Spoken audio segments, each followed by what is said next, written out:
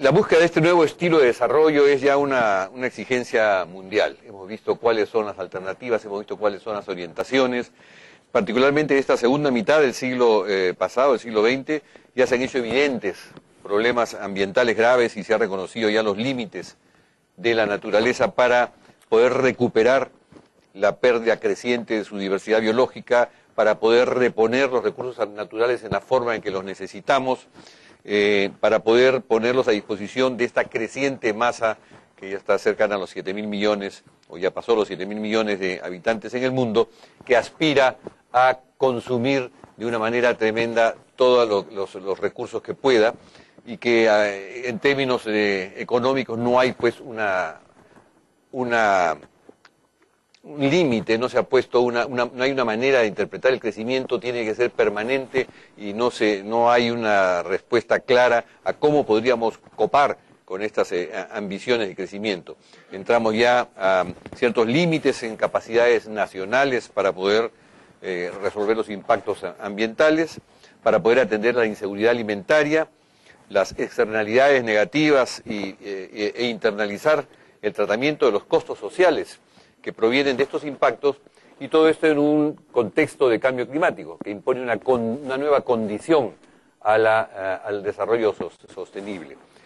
La Cumbre de la Tierra, que se celebró en Río de Janeiro en el 92, como todos sabemos, aprobó este plan de acción para el siglo XXI, la Agenda 21, también la Declaración sobre Medio Ambiente y Desarrollo, la Declaración sobre los Bosques y Masas Forestales, la Convención sobre Diversidad Biológica, la Convención Marco sobre el Cambio Climático. Fue muy fructífera en lograr una serie de avenidas y una serie de formas de proponer futuro. Y estamos de acuerdo que en este caso no hay esta misma expectativa, no hay esta misma claridad en qué es lo que se quiere de Río +20. Quizás sea más bien una reunión de evaluación, una reunión de mea culpa, una reunión de buscar nuevos caminos, pero todos esperamos que hayan resultados concretos, realizables, como los que ha expresado Marián hace un momento. Este concepto de desarrollo sostenible que todos compartimos, de que los seres humanos constituyen el centro de las preocupaciones relacionadas con el desarrollo sostenible y tienen derecho a una vida saludable y productiva en armonía con la naturaleza. Esto es una expresión ética, pero no es fácil darle una forma práctica, darle una fórmula económica para lograrlo y dar una imagen clara de lo que se quiere. Para alcanzar este desarrollo sostenible, la protección del ambiente, la sostenibilidad del ambiente tiene que ser parte fundamental del proceso, no puede ser considerada separadamente. Hay una serie de esquemas que se conocen al respecto. Hay uno que me parece particularmente sintético e interesante, el siguiente, perdón, y que es este es el flujo circular. La biosfera es esta parte tan delgada de nuestro planeta que no alcanza, creo, ni los 12 o 15 kilómetros de espesor desde las partes más altas hasta las partes utilizables que tienen vida de los océanos, y resulta siendo una cáscara para una esfera de un radio de 6.000 kilómetros, ¿no es cierto? Es una cáscara tan delgadita, y eso es lo único que sustenta la vida en el planeta. Y esta cosa tan frágil que llamamos biosfera, que tiene estos recursos y energía en la parte superior, con esta flecha verde, tiene en el centro esta esfera económica que hemos creado, que ha creado el hombre. Esta esfera económica tiene, por un lado, las empresas, que son las que ponen el capital, los hogares que ponen el capital social, y los propios recursos. Y entonces, entre estos factores de producción que vienen de los hogares y que van a las empresas, y las empresas producen bienes y servicios que consumen los hogares, etcétera, en esta esfera económica finalmente se produce una serie de contaminación y residuos como resultado del funcionamiento de esta esfera económica. Esto puede tener un equilibrio en tanto estas contaminaciones y residuos son reciclados por la naturaleza y vuelven de alguna manera a convertirse en recursos y en una nueva forma de energía. Pero si esta esfera económica no tiene en cuenta que esto es un círculo cerrado, que es un círculo finito de recursos y procesos, pues corremos el riesgo de que en un momento esta biosfera sea incapaz de reabsorber. Lo que queremos expresar bien con esto es un círculo cerrado, no podemos esperar nada del exterior respecto a la Tierra.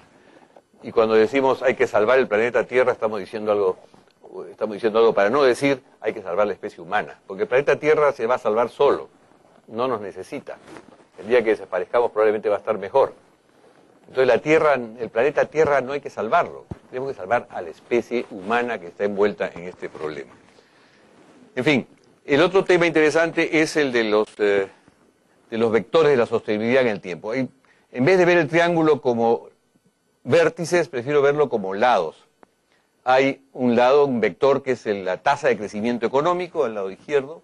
Otro vector sería el de la sostenibilidad ambiental, de izquierda a derecha. Y el de la equidad social, de aquí abajo hacia arriba en la derecha. Estos tres vectores no son independientes entre sí y las puntas no son tan importantes como la forma como se comportan los lados de este triángulo. Por ejemplo, todo esto se da en un territorio. Sí, todo esto se da en un territorio. Y si trazamos una línea, por ejemplo, dejando paralela a la equidad social para no tocar en ese momento, una tasa de crecimiento económico equivaldría a cierta tasa de sostenibilidad ambiental. Y si aumentamos la tasa de crecimiento económico, pues va disminuyendo la tasa de sostenibilidad ambiental. Si lo mismo hacemos o una flecha, un golpe más, entre crecimiento económico y equidad social también, a mayor tasa y rapidez de crecimiento económico, probablemente la equidad social va a disminuir, y eso lo vemos en la práctica. Los países que tienen una alta tasa de crecimiento económico suelen producir más desequilibrios en la equidad social o en la capacidad de sus habitantes para acceder a los bienes. Y por último, lo mismo, si tendemos una línea entre equidad social y sostenibilidad ambiental, también hay un problema. No se puede dar exactamente lo mismo a todos sin alterar la sostenibilidad ambiental.